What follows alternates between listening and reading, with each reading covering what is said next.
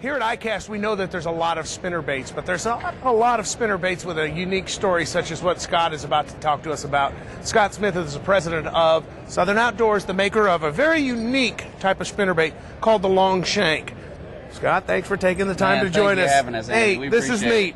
All right, now this is an invention that really now is in its third generation. The legacy continues. Tell me about your grandfather. Well, he was the catalyst for all this. He's the one that really came up with this concept. You know, he was a simple man, had no real business sense, didn't really want to be in business. Came up with an idea really out of necessity by accident, ordered some hooks for some baits he was making for just us and the family to use.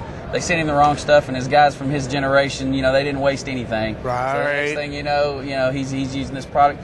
And you know, this whole thing is really set up as kind of a tribute to him. Obviously, we've taken his creation and really modernized it.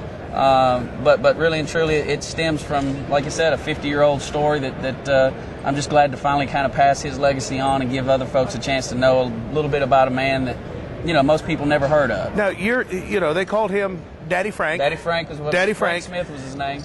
And he'd gotten the hooks, which were the wrong types. Yep. But kept them, and now actually really in many ways revolutionized the way that the spinnerbait industry is today, and everybody else looks at it and says, I wish we'd have thought of that. Well, I wish get that all the thought time. of that. And honestly, it is. We thought outside the box on this. You know, for years people would tell you can't put a long hook on a spinnerbait because it hangs up. What this hook design really does, it's designed to take the place of the trailer hook. The trailer hook is something that came along because notoriously spinnerbaits and buzzbaits are known to miss the short strikers. Yep. You know, the trailer hook helped somebody. It actually created a lot more problems than it ever solved. That's right, because you can't fish it in heavy cover, and that's where these baits are made to be fished.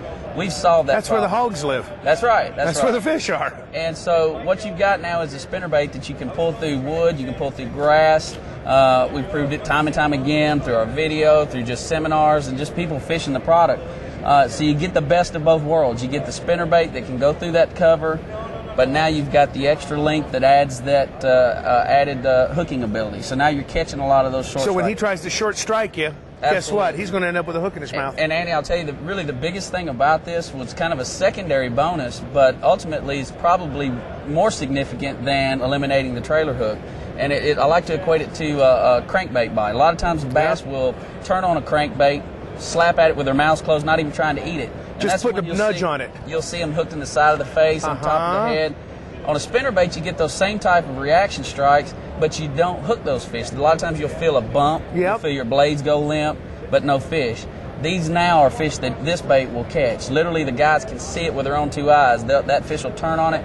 He's hooked here, he's hooked up here, and when that guy reaches down and grabs that 4-pounder and sees that bait hooked in his head, he goes, that's a fish that I've been missing forever on other spinnerbaits. For years and years and years.